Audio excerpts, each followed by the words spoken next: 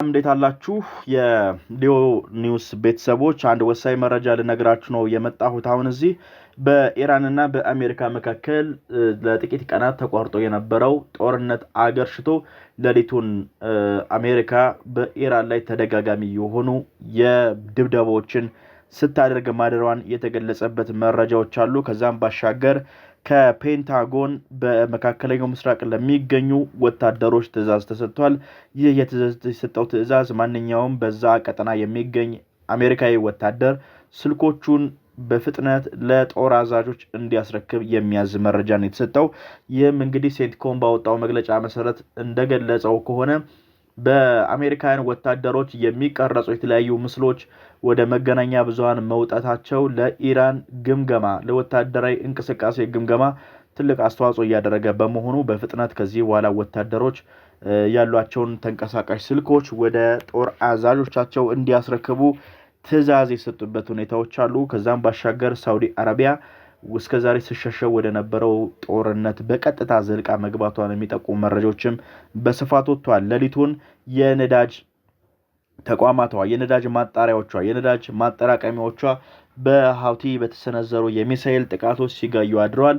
ይህን ምክንያት በማድረግም ሳውዲ አረቢያ ሙሉ ለሙሉ ወደ ጦርነቱ ወደ መካከለኛው ጦርነት መግባቷን እየተገለጸ ይገኛል። ከዚህ ቀደም የተባበሩት መንግስታት የተባበሩት አረብ ኤሚሬቶችን የመሳሰሉ ሀገራት አሜሪካ በኢራን ላይ ሲሰነዘር የነበረው ጥቃት ላይ በማመሳሰል በሚስጥር ተደጋጋሚ ጥቃቶችን አብረው ሲሰነዝሩ እንደነበረ መረጃዎች ይወጡ ይገኛሉ። አሁን ደግሞ ሳውዲ በቀጥታ ወደ ጦርነቱ እንደገባች መረጃዎች እየጠቆሙ ይገኛሉ።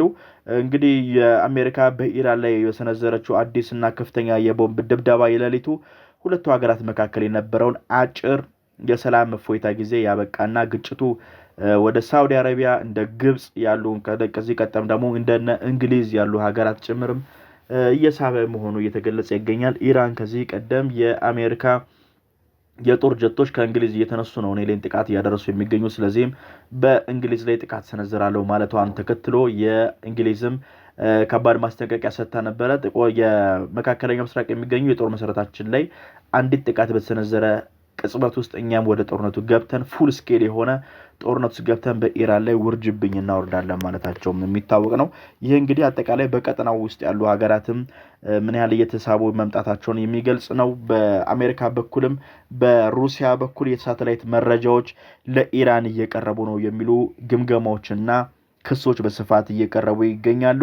በተለይም ደግሞ በተለያዩ በባህሬን በኳታር በመሳሰሉ በሲአይኤ መሰረታዊ ዋና ተቋማቶችን ኢላማቸውን ጠብቀው መመታታቸውን ተከትሎ ምናልባትም ሩሲያ የሳተላይት መረጃዎችን ለኢራን እያቀረበች ነው የሚሉ ሐሳቦች መላምቶች በስፋት እየተሰጡ ይገኛሉ። ይህ የሚያሳየው እንግዲህ ጦርነቱ ምን ያህል ዓለም አቀፍ እንደሆነና ወደ ሶስተኛው ዓለም ጦርነት እያደገ መምጣቱን የሚጠቁም መረጃ ነው። እንግዲህ በሌሊቱ የአሜሪካ ጥቃትም በደቡባዊ ኢራን የሚገኙ የባንደራባስ ኬሽ ቀሽም የመሳሰሉ ደሴቶች በቦምብ ሲደበደቡ ማደራቸውን ነው መረጃዎች እየወጡ የሚገኙት። ከነዚህ ቦታዎችም በፋርስ ባህረ ሰላጤና በሆርሙዝ ወሰን አቅራቢያ የሚገኙ ሲሆን የኢራን ባህር ኃይልና ዓለም አቀፍ ነዳጅ መንገድ መስመር ቁልፍ ማዕከላት ናቸው። እነዚህ ቦታዎች እንግዲህ ኢራንም በእነዚህ ቦታዎችን በመጠቀም ነው በሆርሙዝ ወሽመጥ ላይ ሲንቀሳቀሱ የነበሩ መርከቦችን ኢላማ በማድረግ ጥቃት ሲሰነዝር የነበረው። ይህንን የኢራን እንቅስቃሴ ጥቃት ባጭሩ ለማስቀረት በማሰብ በሚመስል መልኩ እንግዲህ የአሜሪካ አብዛኞቹ ድብደባዎች እርግጥ ነው እስከ ቴህራን ድረስ በመዝለቅ የተለያዩ ጥቃቶችን ስታደርስ የነበረች ቢሆን ግን አብዛኞቹ ኢላሞች በዚህ በደቡባዊ የኢራን በሆርሙዝ ወሽመጥ አቅራቢያ የሚገኙ ደሴቶች ላይ ነው ሰፊ ድብደባዎችን እያደረሰች የምትገኘው። በዚህም የድብደባዎቿ የራዳር መቆጣጠሪያዎች የተለያዩ የሚሳኤል ማስወንጨፊያ ተቋማት የሰለላ ተቋማቶችን ነው አብዛኛዎቹ ስደበድብ ስታወድም እንዲሁም ደግሞ የተለያዩ የመሳሪያ ማከማቾችን ጭምር ነበር ስታወድም ስታጋይ የቆየችው። አሁንም እንግዲህ በዛው ተመሳሳይ ሁኔታ ነው አሜሪካ ሌሊቱን በደቡባዊ ኢራን የሚገኙ እነ ባንደራባስ ቀሽና ኪሽ የተባሉ ቦታዎችን ስደበድብ ያደረችው ኢራን እንግዲህ ቀደም ሲል በአሜሪካ ጦር ሰፈሮች ላይ ለመሰንዘር የሞከረችው ድንገተኛ ጥቃት ነው አሜሪካ ይህን የመሰለ ጥቃት የበቀል እርምጃ እንድትወስድ ያደረጋት።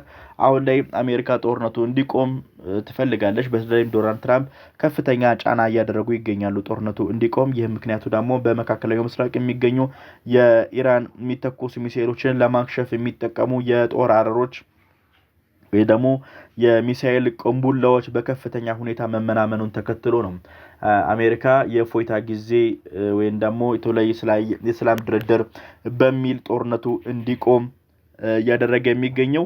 አብዛኞቹ እንግዲህ የተባበሩት በመካከለኛው ምስራቅ የሚገኙት አብዛኞቹ በኢራን ኢላማ ውስጥ የገቡ የአሜሪካ የጦር መሰረቶች ሲመቱ ሲደቁ ሲቃጠሉ ነው የምንመለከተው። ይህም ደግሞ በአሜሪካ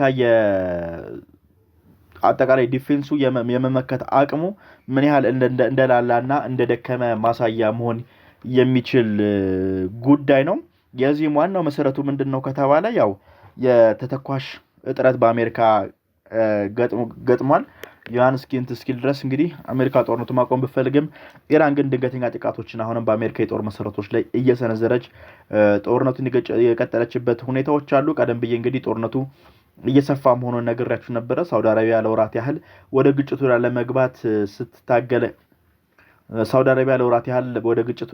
ስትታገል የቆየች ቢሆንም አሁን ግን በኢራቅ የሚገኙ የኢራን ወኪል ወይም ፕሮክሲዎች ታጣቂዎችን መታለች። ይሄ የቀጠናው ሀገራት በቀጥታ ወደ ጦርነቱ እንዲገቡ የሚገፋና የሚስብ ምክንያት እንደሆነም እየተገለጸ ይገኛል። በግብጽ ወደብ አቅራቢያ የአሜሪካ የሆነ መርከብ ላይ የተፈጸመው የድሮን ጥቃት ግጭቱ ከፋርስ ባህረ ሰላጤ አልፎ እስከ ቀይ ባህር እስከ ስዊዝ ቦይ መግቢያ ድረስ ስጋት ሊደቅን እንደሚችልም ነው እየተገለጸ የሚገኘው። እንግዲህ የስዊዝ ቦይ ማለት ለግብጽ በጣም ትልቅ ጉሮሮ የሚባል ቦታ ነው። በአመት እስከ 10 ቢሊዮን የአሜሪካ ዶላር የምታፍስበት ነው የኮቴ ክፍያ። በስዊዝ ቦይ ከሚያልፉ መርከቦች እንግዲህ ከፍተኛ ገቢ ታገኛለች ግብጽ። ይህ የዚህ ቀጠና ላይ ግን ኢራን ጥቃት በመሰንዘር የኢራን መርከብ መምታቶቿ በርካታ መርከቦች ወደዚህ ቀጠና እንዳይመጡ በማድረግ የግብጽን ኢኮኖሚ የሚጎትት ከመሆኑ ጋር በተያያዘ ግብጽን በቀጥታ ወደ ጦርነቱ ልትገባ ትችላለች የሚሉ ሀሳቦች በስፋት እንዲነሱ እያደረገ ይገኛል። እንግዲህ ግብጽ በአሜሪካ በጣም የቀኝ እጅ እንደሆነች እና የእስራኤልም እንደ ወዳጅ እንደሆነች የምትነገር የአረብ ሀገራት ናት። ለዚህም በአረብ ሀገራትና በእስራኤል መካከል የሰላም ስምምነቶች እንዲኖሩ የአብርሃም አኮርድ ስምምነት ተፈጻሚ እንዲሆን ትልቁን የሎቢ ስራ ስትሰራ የነበረችው ግብጽ ነች። የአረብ ሊግንም በመዘወር ትልቁን ድርሻ የምትይዘው ግብጽ ነበረች። ለዚህ ተጽዕኖም ደግሞ በአሜሪካ በርካታ ሚሳኤሎችና የጦር መሳሪያዎች ድጋፍ ችሮታ ይደረግላታል ይህንን ለምትሰራው ስራም።